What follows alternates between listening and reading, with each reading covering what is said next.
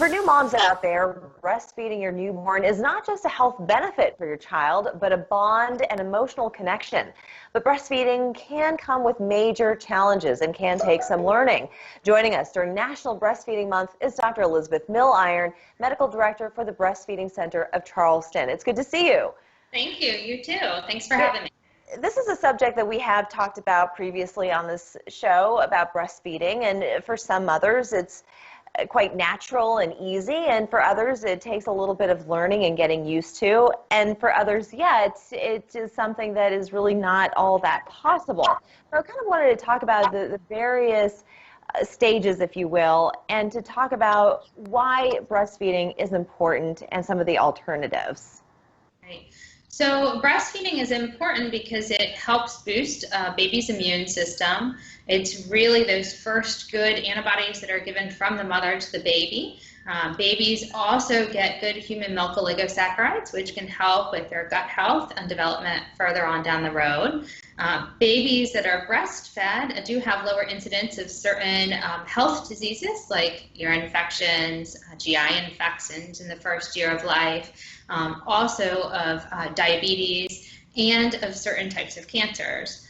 Breastfeeding can also be beneficial for the mothers too. Breastfeeding can help decrease a mom's risk of certain breast cancers, of ovarian cancers, and of developing type 2 diabetes herself. Oh, isn't that interesting? And there's also an emotional component to breastfeeding as well. Can we talk a bit about when it's working versus when it's not working? Well, breastfeeding can be very challenging for a lot of moms, even those who end up being successful with their breastfeeding journey. It can be really tied to the mother's emotional well-being right after birth. There's somewhat of an innate drive for moms to really want to feed their baby. And sometimes when things go wrong with breastfeeding or are challenging with breastfeeding, we do see that emotional component with mothers as well.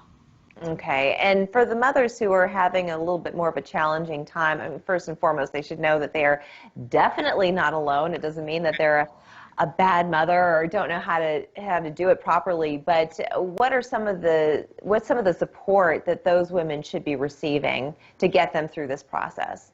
Right, so that's one of the reasons we opened the Breastfeeding Center of Charleston, is to give extra support to moms who are having trouble with breastfeeding.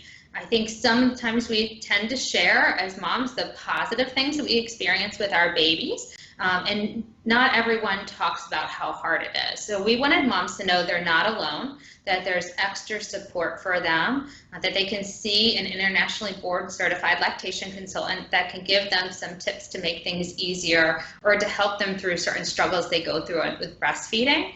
And also to be able to kind of find their tribe with breastfeeding moms, and that support and that nourishment that we get from emotionally supporting one another as mothers.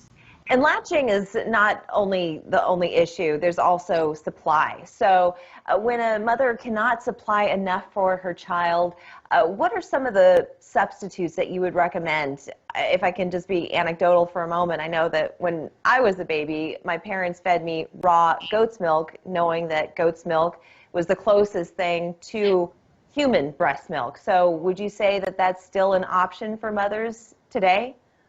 Well, there's a lot of different breast milk substitutes that are available for moms that may not be able to make enough milk for their babies.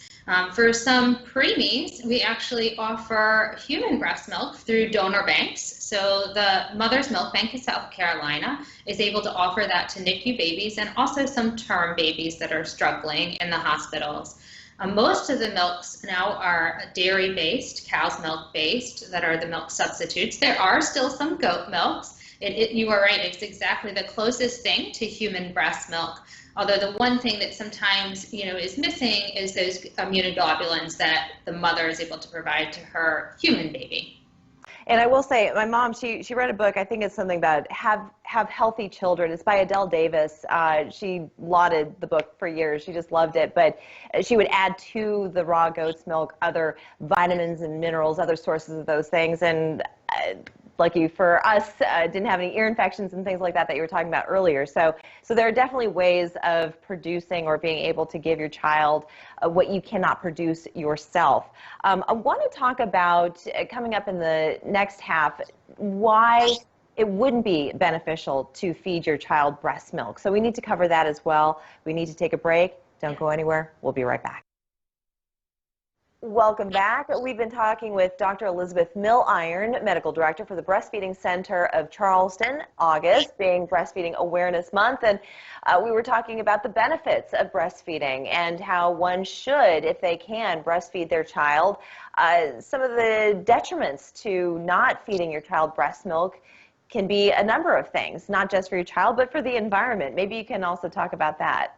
Yeah, so breast milk is an environmentally friendly food. It doesn't use any energy to produce, except for the moms, of course. It doesn't use any extra water, and it also doesn't use any papers or plastics or metals for its production of containers or advertising. So that way we're helping the environment by feeding your baby breast milk. Okay, now what are some of the arguments that are being made against breastfeeding? When should one not breastfeed? There are certain times where a mother may be going through treatments, such as certain chemotherapies for cancers that might not be compatible with the mother feeding her baby that breast milk. There are also mothers that are just not able to produce that amount of milk that they need for their baby to thrive. And we want to make sure while we're supporting breastfeeding, we're also supporting having a healthy baby that's growing and gaining well. Okay, and let's talk a little bit about the working mom, because I will say during my career, I have known many, many mothers who gave birth and returned to work. They would end up pumping at work in a private setting. So is this still a difficulty for a lot of people, or is it becoming more accessible? Breastfeeding in the workplace is becoming a little bit easier for moms. There are some new protections even in South Carolina since 2018 that are really protecting that time for moms to be able to express milk for their babies. But it can be challenging to fit that in their schedule and to be able to go around the stresses of returning to the workforce and also maintain that good milk production. There is a new initiative by the South Carolina Breastfeeding Coalition to become a community breastfeeding partner for employers to show that we really are getting a good support for our workforce of returning breastfeeding moms. And something in my notes, negative attitudes expressed by family or friends regarding breastfeeding. I can't even imagine what negative feelings one would have about it. I think anybody who wants to feed their child and keep their child healthy has the right to do so. But is that an actual problem? Is that something that you hear about? Sometimes it's what the family might have been used to themselves. So if those family members may have formula fed their baby, some of that is kind of projected onto the new mothers that that's the best thing that they should do as well, and they shouldn't breastfeed, but they should formula feed. So we do see that sometimes. We also have kind of that support. So if you're not supportive of taking the time to let the mom produce breast milk if she's pumping for her baby, or taking the time to breastfeed her baby, sometimes that can be challenging for moms while also meeting their family's desires for them to be allowed to be around the baby and be with the mom. Very interesting. Well, anybody who's interested in learning more information and any of the resources that you provide, where should they go? They can join our website. So it's the Breastfeeding Center of Charleston.com. We're also on social media as well, on Instagram and Facebook, where they can reach out to us. And they can join in some of our classes. We have classes for new moms, Newborn 101, and also prenatal breastfeeding that we're doing via communication during COVID pandemic. Perfect. Dr. Milliron, I want to thank you so much for your time. You're welcome. Thank you. We're back after this.